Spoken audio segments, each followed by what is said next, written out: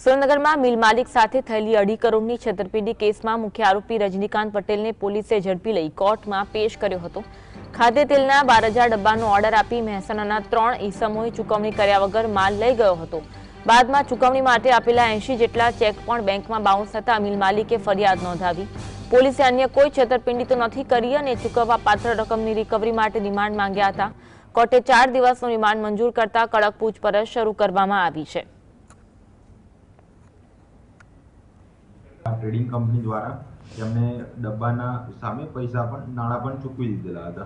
आ उपरांत आ 2025 शरूआतना जान्युआरीथी मे 2025 सुधीना समयगाळामां Venus proteins अने Marutinandan proteins आ बे कंपनीओ द्वारा फरियादी डुंगरभाई कैला द्वारा कुल 12,317 अलग अलग किंमतना डब्बा जेनी कुल किंमत 2,49,34,315 थाय छे ते आ रांदल कुपा ट्रेडिंग ने आपेला हता।